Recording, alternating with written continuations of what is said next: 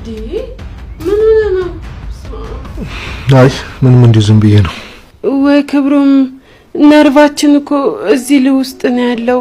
ወይ ነርቭክ ዘሎ ይሁን እንደዚህ ከማለ ዘለልከው በሽታ ይዘልልብሽ አንቺ ሴትዮ ተኝ እንዴ! ኧረ በስመ አብ በል እንዴ! እንደዚህ ይባል ምን ሆነ ነው? ኒና ምን ሆነሽ ነው? ሰው ሲናደድ አይገባሽም እንዴ? በቃ እስኪ ተይኝ። ቆይ ምን አረኩ? ላንተ ስላሰብኩ ነው እንደዚህ የምትናገረኝ እንዴ?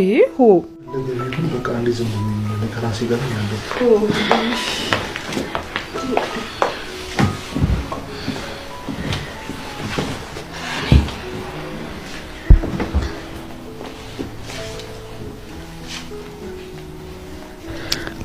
ክብሩም ደህና ነህ? ደህና ነኝ፣ አልሞትኩም። ደጋግመው ቢጥሉኝም ያው እኔ ግን ቆሜያለሁ። ግን ክብሩም ሳይሞት አይቀርም። እጁ እኮ እየዘለለበት ነው። እቺ ማት ይዘለልብሽ። ወይ አርፈሽ ቁጭ ወይ ውጪ። ምን ነው ክብሩም ያመመህ እንዴ? ወይ ሆስፒታል እንሂድ እንዴ? ደህና ነኝ። አንዳንዴ እኮ በደነጋጤ ደህና ነን እንላለን። እየቆየ ነው የሚያመን። ስለዚህ ደግመህ ታየው። ኒና ዝም ብላ ነው የምትቀባጥረው። እኔ እንኳን ለዚህ ለትንሹ ለሌላ ለትልቅ ነገር እንኳን ጂም በቀላሉ አልሰጥም። ኡቴ እሱንማ አየሁክ እኮ ቆመ መሄድ እኮ አቅቶ ደግፍ ያለው እኮ። ይልቅ አሁን ካመመ ካትደርደር ይዤክ ልሂድ። ኒና ዝም በያ ወይ ደግሞ ውጪ። እዛ የፈነከተ ላይ ጮህ። እኔ ምን አደረኩኝ? ኒና ለምን ዝም አትይም ግን? ቆይ ምን ሆነሽ ነው? ሰውን አታናጅ እንጂ።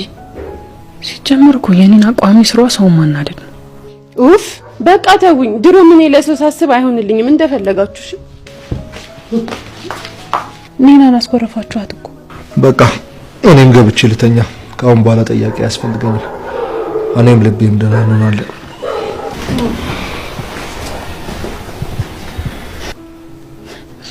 አያችሁት አይደል? ይህ ንግግሩ እኮ ለኔ ነው። ቢሆንም ግን በቃ ተስፋ ስለቆረጠ ደስ ብሎኛል።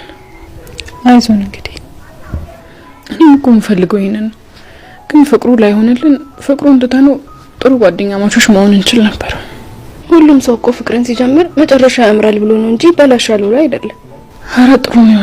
እንደውም እንደዚህ በመሆኑ ደስተኛ ነኝ።